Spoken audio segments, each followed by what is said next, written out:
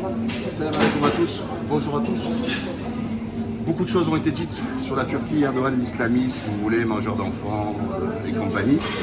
Alors que c'est un pays comme la France, qui est un pays laïque, avec une laïcité un peu spécifique, mais surtout c'est un pays de liberté.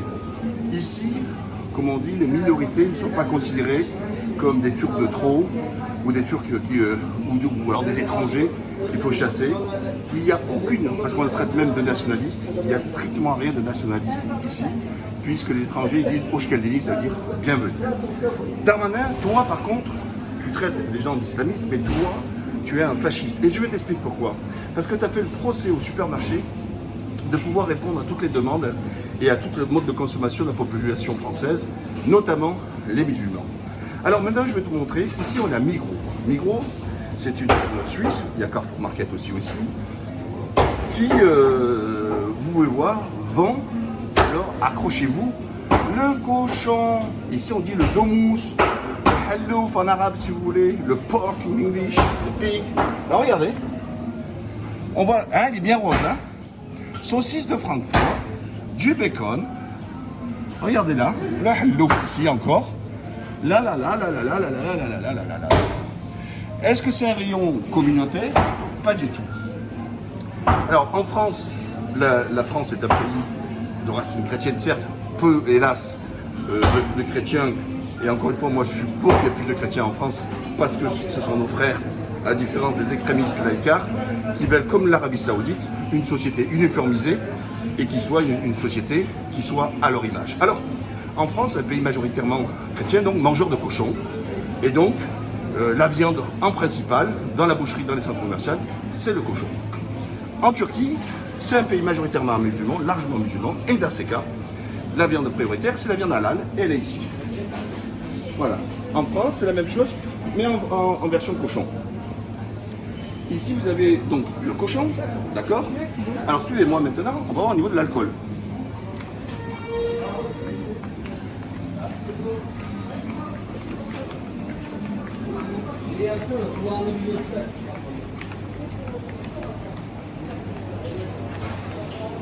Voilà. Tout ça, c'est les meilleurs alcools. Il y en a tout le long là-bas. Voilà. Voilà. Ça, c'est la liberté. Ça, c'est la liberté. Alors, pour les plus orthodoxes parmi les musulmans qui vont me prendre la tête, ah, tu vas en tirer une fierté, parce que vous ne volez pas mieux parfois que les identitaires. Ouais, comme c'est faire que la Turquie, un pays musulman, il y a du cochon. Ben oui, comme dans l'Empire ottoman ou dans les empires musulmans. À toi ta religion, à moi la mienne. Les chrétiens, ils avaient leur propre religion, les juifs avaient leur propre religion, et ils vivaient tous en commun en se respectant les uns sur les autres. Donc, il existe Magasin 101, Shop, Bim, qui sont des magasins, je dis bien, sans alcool, sans cochon. Donc, celui qui veut aller dans un magasin où il ne veut pas aller boire, il peut y aller, c'est la liberté.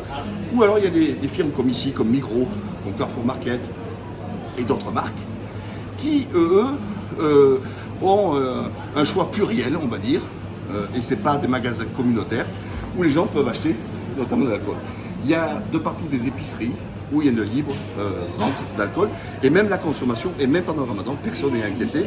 C'est pas comme le magasin de certains pays arabes, ou alors chez les amis saoudiens de Macron, qui se permettent de faire la morale, où il interdit la consommation d'alcool et la vente naturellement d'alcool.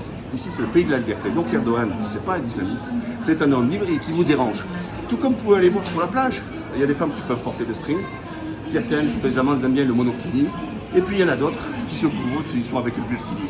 Donc en fait, c'est votre mentalité qu'il faut changer, et au lieu de montrer du doigt la Turquie d'Erdogan, prenez exemple sur la Turquie d'Erdogan, parce qu'ici on n'a pas de guerre de confession, on n'a pas fait le choix de montrer du doigt une communauté parmi tant d'autres.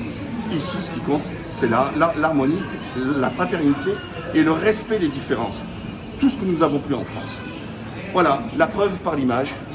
Il y a ceux qui parlent, et moi je montre la réalité. Je suis à Alanya, en une ville balnéaire, qui est une ville touristique, mais il en est de même dans le reste du pays, chacun son choix, c'est lui qui veut pratiquer, pratique. Ici on a beaucoup de mosquées, tout ça, etc. Il pratique, celui qui ne veut pas pratiquer, il ne pratique pas. Voilà, donc avant de parler, prenons exemple sur Erdogan et la Turquie. Voilà, maintenant, toujours pareil, ils font soi-disant la chasse aux chrétiens, que les chrétiens, Erdogan, islamiste, qui encouragerait vouloir imposer, islamiser l'Europe et compagnie. Alors, pourquoi ils n'auraient pas islamisé déjà la Turquie? La preuve, vous voyez, on est bien en Turquie, vous avez le drapeau turc, voilà, avec cette belle montagne d'Alanya. Regardez, ici on a pas mal de Russes, donc il y a des églises aussi orthodoxes. Vous voyez, là. Ça, pour ceux qui veulent faire la prière, on va arriver directement à l'entrée